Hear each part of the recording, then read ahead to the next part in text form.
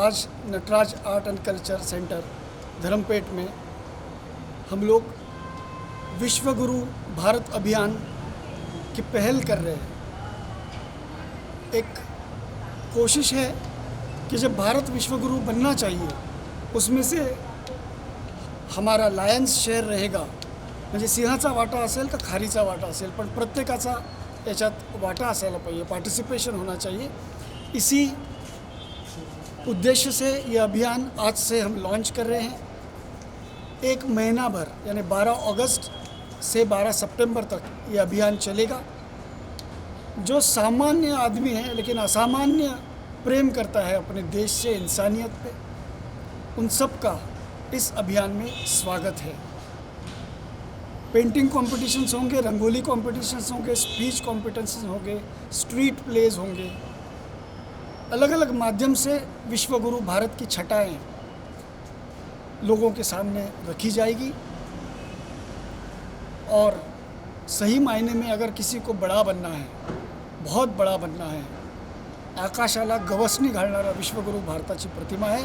स्वामी विवेकानंद स्वतः म्हणाले पाहिजे, आधी म्हणाले होते की भारत विश्वगुरु होता, पण पुन्हा एकदा तो विश्वगुरु बनणार आहे आणि पहिल्यापेक्षा अधिक चमकदार, दिमागदार, रुबाबदार असणार आहे। त्या उद्देशाने आपण सगळे हे प्रयत्न करणार आहोत। थँक्यू। मैं जितेंद्र शर्मा नागपुर से हूँ। आयुर्वेदिक औषधियों का मेरा व्यवसाय है। I am born and brought up in Ayurveda. मेरे पिताजी भी आयुर्वेद औषधियों के निर्माण की जो बहुत बड़ी एक कंपनी है, उसी में उन्होंने अपना पूरा जीवन दिया है। और आयुर्वेद अर्थात ये भारत का जीवन पद्धति, भारत की जीवन शैली है, और उसी शैली को, भारत को आगे अग्रसर बढ़ाने के लिए हम लोग कार्य करते हैं। जैसा कि हम कहने जा रहे हैं, हम सोच रहे हैं, जैसा प्रचार किया जा रहा है और जैसा कि समाज में एक परिस्थिति निर्माण हुई है कि भारत विश्व गुरु बनने की ओर अग्रसर है। 5 लाख ट्रिलियन डॉलर की इकोनॉमी बनना चाहता है भारत, उसकी ओर वो बहुत शीघ्रता से अग्रसर हो रहा है। उसके लिए हमें जो बेसिक है, हमारे जो धरातल है, जो फंडामेंटल्स हैं, उसके ऊपर हमें थोड़ा सा काम करना पड़ेगा। तो हमारी ये जो विश्व गुरु बनने की जो हमारी गति है, हमारे जो लक्ष्य है, उसको हम प्राप्त कर सकते हैं। मुख्य रूप से किसी भी समाज की संरचना उसकी शिक्षा पद्धति पर आधारित होती है। हमारी जो गुरुकुल परंपरा थी, उस गुरुकुल परंपरा का हमें निर्वाह करते हुए, गुरु शिष्य परंपरा का निर्वाह करते हुए आगे बढ़ना चाहिए। हमें अपनी भारतीय संस्कृति की जो शिक्षा पद्धति है, उस मूल शिक्षा पद्धति को अपनाते हुए आधुनिक विज्ञान को भी साथ में लेकर आगे बढ़ना चाहिए, ऐसा मेरा मत है। जीवन के मुख्य जो 4 लक्ष्य बताए गए हैं, धर्म, अर्थ, काम और मोक्ष, तो इस सब के लिए आदमी का स्वास्थ्य कहा गया है शास्त्र में, चरक संहिता में, कि धर्मार्थ काम मोक्षाणाम आरोग्यम मूलम उत्तपम। तो आरोग्य, तो जीवन के जो 4 अभिष्ट उद्देश्य हमारे हैं, उनको प्राप्ति के लिए आरोग्य मूलभूत उद्देश्य है। तो विश्वगुरु बनना है तो हमारे समाज को एक स्वस्थ समाज, शारीरिक रूप से और मानसिक रूप से समाज स्वस्थ रहना चाहिए। तो उसके लिए हमारी जो स्वास्थ्य सेवाएं हैं, ग्रामीण में हर अंचल पर, हर स्तर पर स्वास्थ्य सेवाएं बेहतर हो रही है, इसमें सुधार की भी आवश्यकता है। और स्वास्थ्य सेवाएं बेहतर होंगी, निजीकरण जो स्वास्थ्य सेवाओं का हो रहा है वह समाज के लिए बहुत घातक है। शिक्षा पद्धति और स्वास्थ्य पद्धति, इन दो का जिस तीव्र गति से निजीकरण हो रहा है, ये समाज के लिए बहुत यानी घातक है। मुझे ऐसा लगता है कि यदि यह गति यही जारी रही तो विश्वगुरु बनने की हमारी जो संकल्पना है वो हम शायद प्राप्त नहीं कर पाएंगे। जो हम समाज की हम जो अपने नेता चुनते हैं, जो हमारी जो इलेक्शन प्रोसीजर है, जो प्रणाली है, उसमें अभी जो भारत में जो है हमारे जातिवादी जो परंपरा श्रृंखला है, यानी जो जातिवादी वोटिंग प्रथा है कि हम जाति के आधार पर, धर्म के आधार पर हम जो वोट देते हैं, वह मानसिकता समाज को बदलनी पड़ेगी। हमें लोगों की गुणवत्ता, उनके कार्य क्षमता को का आकलन करते हुए वोट देना चाहिए। तभी जब अच्छे लोग आगे आएंगे और वही अच्छे लोग हमें विश्वगुरु की ओर ले जाने के लिए अग्रसर होंगे, ऐसा मेरा दृढ़ मत है। जो भी शीर्ष होता है देश का, कर्णधार होता है, राजा को व्यक्ति पूजा से बचना चाहिए। राजा को सबको साथ लेकर, सबको महत्व देकर, भगवान राम ने जब लंका पे रावण से युद्ध के लिए जब जा रहे थे तो पुल जो बनाया गया था, तो उस पुल में गिलहरी ने भी अपना एक प्रयास किया था। तो भगवान राम ने उस गिलहरी के प्रयास को भी सराहा था। तो यही राजा का कर्तव्य होता है, लीडर का, नेता का यही कर्तव्य होता है कि वह हर एक छोटे ईंट को, जो नींव की, जो बेसिक फंडामेंटल जो होता है, शिखर को तो हर कोई देखता है, लेकिन बेसिक नींव को जो देखे, दृष्टिकोण जिसका, जिस राजा का जिस नींव के ऊपर भी ध्यान रहे और शिखर की ओर भी उसका ध्यान रहे। तो ऐसा राजा चाहिए कि जो व्यक्ति पूजा से अपने आप को बचा के रखे। तो वही राजा हमें विश्व गुरु की ओर अग्रसर हो सकता है। ऐसा जो आ रही है आज की, वो बहुत जागरूक है, बहुत तेज गति से सोचती है, उसकी निर्णय लेने की क्षमता बहुत तीव्र हो गई है। और जो समाज में स्त्री और पुरुष का जो भेद है, वो भी उसमें को पाटने में भी काफ़ी मदद मिली है। और अब ये नहीं कि इस पोस्ट के लिए किसी कि भाई इसके लिए पुरुष आवेदन ही करेंगे, महिला आवेदन नहीं कर सकती। ऐसी जो भेदता थी, जो एक रिस्ट्रिक्शंस थे, ये ख़त्म हुए हैं। और यही जो ये सब विश्वगुरु बनने के जो सपने हैं, जो लक्ष्य है, उसको पाने का ये इन्हें कदम हमने अचीव किया है, ऐसा मैं सोचता हूँ। नमस्कार, मैं डॉक्टर रविंद्र हरिदास, प्राचार्य Nataraj art and culture centre, Dharampeth, Nagpur. ये संस्था धर्मपेट शिक्षण संस्था द्वारा संचालित है। कला और संस्कृति, इसका संगम हमारे यहाँ देखने मिलता है। आज के इस युग में कला एवं संस्कृति को बचाकर रखना, कला एवं संस्कृति को बढ़ावा देना, इसकी ज़रूरत हमें इसलिए पड़ रही है कि हमारी जो पिछली जनरेशन है, उन लोगों ने नई जनरेशन को ये बताने की कोशिश ही नहीं की कि हमारे देश में हमारी जो संस्कृति है वो सबसे अनोखी है, सबसे अलग है। क्योंकि हमारे इस देश की संस्कृति में जो बड़े लोग होकर गए, जिन्होंने काम किया है, उसके आगे एक ऐसा पर्दा है कि हम उसका अनुभव नहीं कर पाते। हमें लगता है कि मुगल आ गए या अंग्रेज आ गए, वहीं तक हमारा इतिहास है। हमारा इतिहास कभी उस पर्दे को बाजू करके या उस पर्दे को दूर करके हम कभी देखना ही नहीं चाहते कि उसके पीछे बहुत बड़ी दुनिया है, जिसका अस्तित्व, भारत का अस्तित्व, मेरी भारत माँ का अस्तित्व तब पता चलता है कि हम लोग कहाँ थे।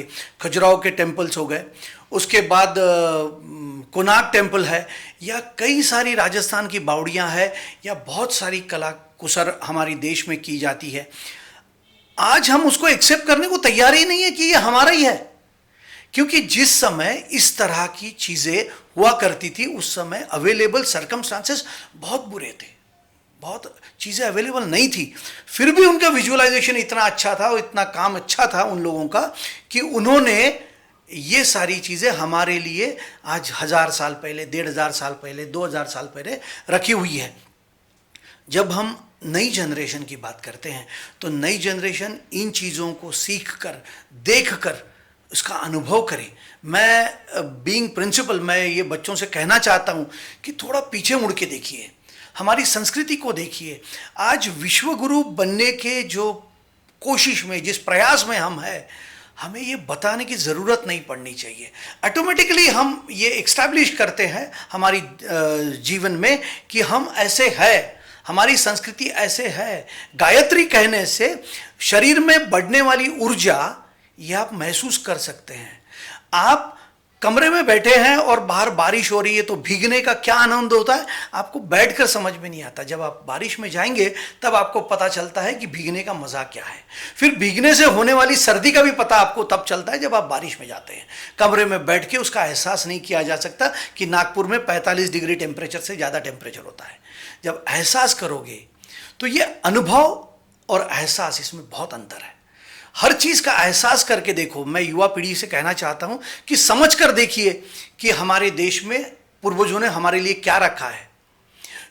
जो बीच का पर्दा है ना, जैसे मैं एक और उदाहरण देना चाहता हूं कि जब हमें कैटरैक्ट हो जाता है ना तो हमारी आँख के ऊपर एक पर्दा सा छा जाता है और हमें धुंधला सा नज़र आता है। तो उस पर्दे को दूर करो और जो हमारी जो विरासत है या हमारा जो पिछला काम है उसको देखो, उसको समझो और वो जो हमारी देन है, हमें मिली हुई विरासत है, उसका एहसास करो। दुनिया में ऐसा कोई देश नहीं है। दोस्तों, मैं बहुत देश घूम के आया हूँ और मैंने जो अनुभव किया है, जो हमारे पास, जो हमारे देश के पास या हमारे लोगों के पास जो अनुभव है या जो डीएनए है, वो दुनिया में किसी के पास नहीं है। मैं द मोटिवेटर्स एंड शंखनाद टीवी को शुभेच्छा देता हूं। ये अच्छा कार्य वो लोग कर रहे हैं। इस कार्य में हमारा अगर कोई सहभाग हो तो हम ज़रूर आपकी मदद करेंगे। धन्यवाद, नमस्कार। Not failure, but low aim is crime. अगर हमारा लक्ष्य है भारत विश्व रहना है, तो हमको बहुत ऊंचाई पे हमारा लक्ष्य। इतिहास, history repeats itself. You can forget history at your own peril. This is a message to the whole world that India, Bharat, will rise to its pinnacle. The highest.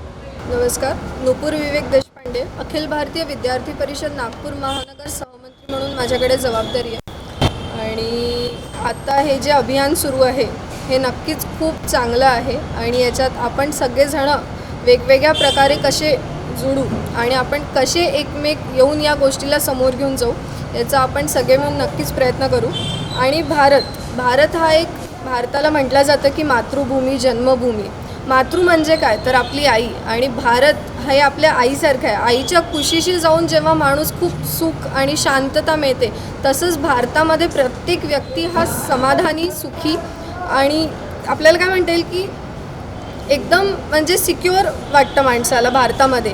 Bharat हा एकमेव असा देश आहे की जिथे ज्याला आपलं एक आईपण किंवा एक आपुलकीपणा या भारतामध्ये आपल्याला मिळते आणि तसंच नक्कीच म्हणजे प्रत्येक जणच हे फील करत असेल, त्यांना नक्कीच हे वाटत असेल की काय आहे।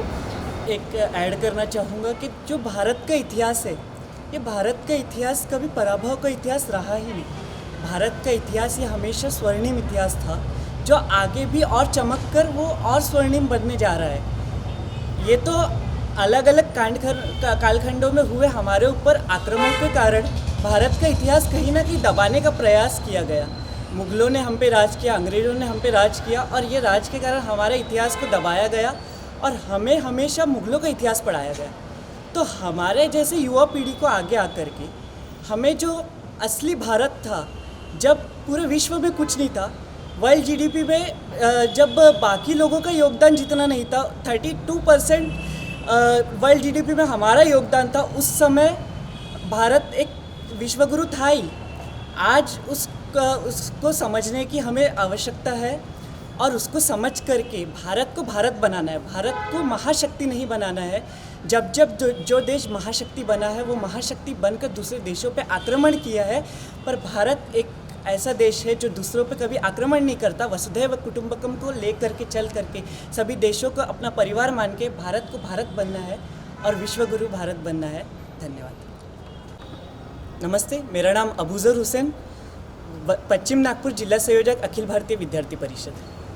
आणि याच्यात एक थोडंसं ॲड करायला मला आवडेल की हे जे आपण भारत विश्वगुरू म्हणून आपण बोलतो आहोत, तर हे विश्वगुरू बनवणार कोण आहे? तर आजकालची जी युवा जनरेशन आहे, आजकालचे जे युवा पिढी आहे, तीच या गोष्टीला घेऊन जाणार आहे। आजकाल 75% हे युवा आहे भारतात, तर या सगळ्या गोष्टी समोर घेऊन जाणारं कोण आहे? तर आपली युवा शक्ती आहे आणि नक्कीच स्वामीजींना म्हणजे खूप चांगलं वाटेल की आजकालची युवा पिढी जाऊन पुढे येऊन हे काम करते आहे. धन्यवाद. नमस्कार, माझं नाव राज चौधरी आहे. मी थिएटर आर्टिस्ट आहे. जे 15 ऑगस्टला आपण आता जे कार्यक्रम करून राहिलो आहे विश्वगुरू माऊली, तर आपण कसं आहे, आपण हा जो कार्यक्रम हा सामाजिक कार्यक्रम आहे. तर आपण समाजाच्या उद्धाराकरता हा कार्यक्रम करून राहिलेलो आहे.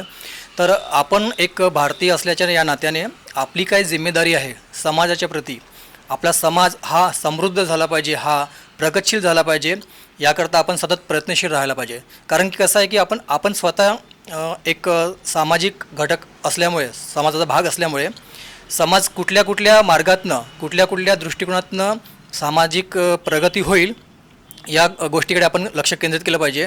आणि तसंच मी एक थिएटर आर्टिस्ट असल्या नात्याने माझे तर नेहमी प्रयत्न असं सुरू असतात की थिएटर्सच्या माध्यमातून, ड्रामासच्या माध्यमातून, स्ट्रीट प्लेच्या माध्यमातून आपण समाजाला काय देऊ शकतो, चांगले गुण काय देऊ शकतो ते आपण नक्कीच देण्याचा प्रयत्न करतो. मी पण देण्याचा प्रयत्न करतो, नेहमी त्या प्रयत्नात असतो. पण माझं असं म्हणणं आहे की तुम्हीसुद्धा लोकांना जागृत करा, लोकांना प्रगतशील करा. म्हणजे लोकांना की कोणी सामोर जात आहे, कोणी समाजाप्रती जर का आपली निष्ठा बाळगून चांगलं कार्य करत आहे तर त्यांना तुम्ही सहयोग करा, त्यांना समर्थन द्या, त्यांचा पाय खिचू नका किंवा त्यांना डिमोटिवेट करू नका, असं माझं म्हणणं आहे. कसं आहे, समाज प्रगत झाला तर आपला देश नक्कीच प्रगत होतील. तर धन्यवाद. हाँ, मेरा नाम रचित भट्ट है. मैं मुंबई में फाइंड में प्रोडक्ट डिज़ाइन मैनेजर का काम करता हूँ और मैं नागपुर से हूँ.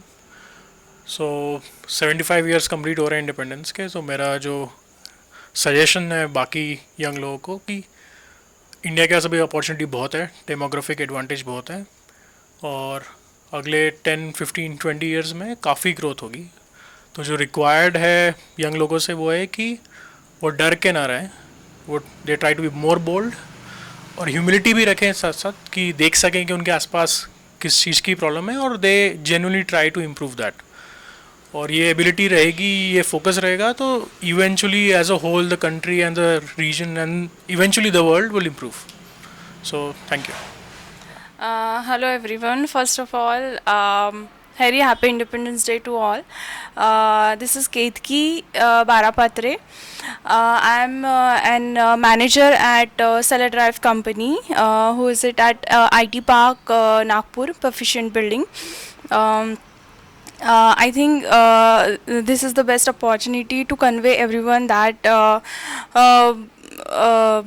we should have more focus on our build up our nation in a high level like US, Germany, Japan, like they're majorly in our country right now we are only focusing on Hindu Muslim and Pakistan's newses and all. I don't want to, this is not necessary to focus on right now. We need to focus on what we built in our country, what we need to do to develop our country. So we need to focus on that, which is more important.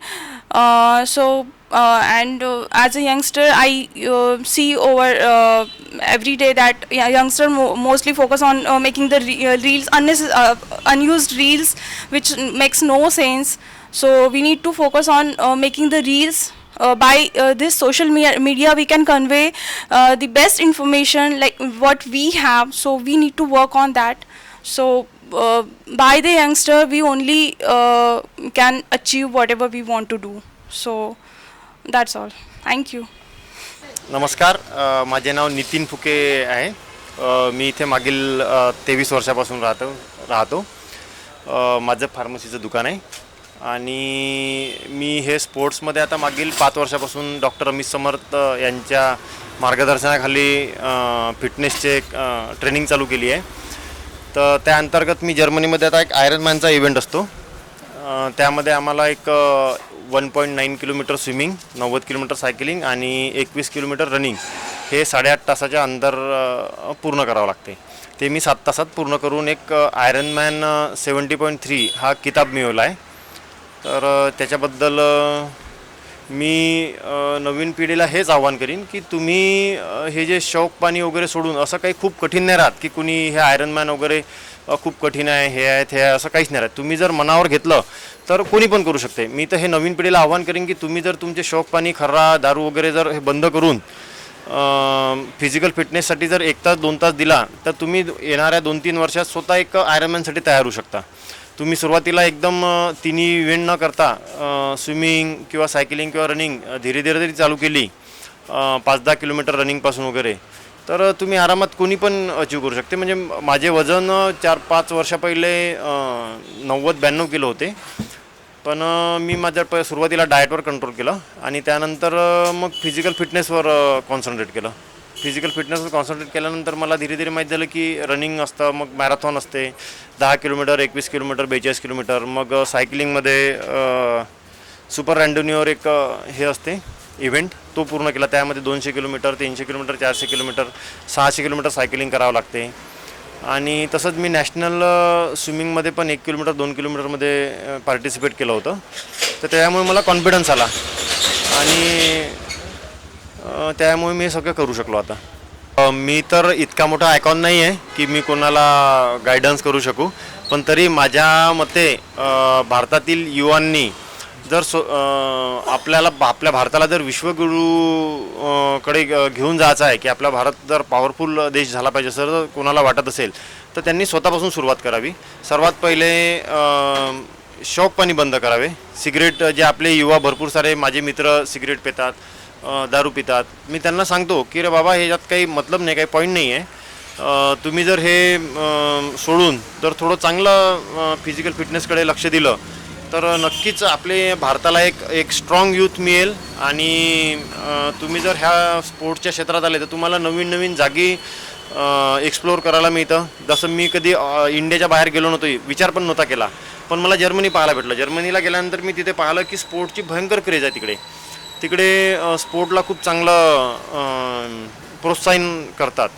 तर तसं आपल्या देशात आपण आपल्या मुलांना करू शकतो. आपल्या मुलांना आपली पिढी जर स्ट्रॉंग झाली तर नक्कीच आपला भारत येणाऱ्या काळात एक चांगला स्ट्रॉंग देश होईल.